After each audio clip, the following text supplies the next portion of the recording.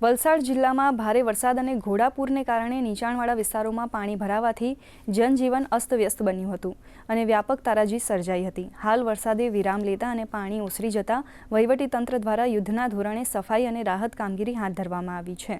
આ ગંભીર પરિસ્થિતિ વચ્ચે રાજ્યના નાયબ મુખ્યમંત્રી હર્ષ સંઘવી સ્થિતિ પર સતત નજર રાખીને જરૂરી તમામ પગલાં સુનિશ્ચિત કરી રહ્યા છે।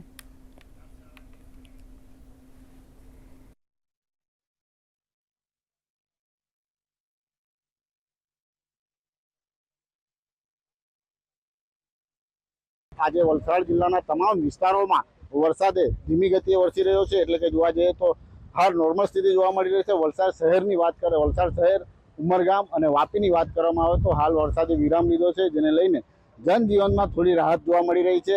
તંત્ર દ્વારા જે સફાઈની કામગીરી છે તેમાં જોતરાયા છે। બીજી તરફ વાત કરવામાં આવે તો ડેપ્યુટી સીએમ હર્ષ સંઘવી પણ છેલ્લા ગઈકાલ રાતથી અહીં મુલાકાત રહી રહ્યા છે, લોકો સાથે ચર્ચા કરી રહ્યા છે, વહીવટી તંત્ર સાથે મિટિંગો યોજી જેઓ સ્થળની મુલાકાત પણ લઈ રહ્યા છે। આજે તેઓએ વલસાડ તેમજ વાપી અને ઉમરગામની મુલાકાત લઈ રહ્યા છે અને ઉમરગામમાં જે સૌથી વધુ વરસાદ વરસ્યો છે જેને લઈને પણ ત્યાંના તંત્ર તેમજ વહીવટી લોકો સાથે મિટિંગો યોજી સ્થાનિક લોકો સાથે મિટિંગો છે અને પરિસ્થિતિનો ત્યાગ મેળવી રહ્યા છે અને તંત્રને એલર્ટ મોડ પર રહેવા માટે હજુ પણ રહેવા માટેની આદેશ કરવામાં આવ્યો છે। જેને લઈને વલસાડ જિલ્લાની વાત કરવામાં આવે તો હજુ પણ એનડીઆરએફની ટીમો અને આર્મીને પણ ઉતારવામાં આવી છે, જેને લઈને જે પરિસ્થિતિ થઈ છે તેમાં નોર્મલ સ્થિતિ જોવા મળે છે। અંકુર પટેલ, દૂરદર્શન સમાચાર, વલસાડ।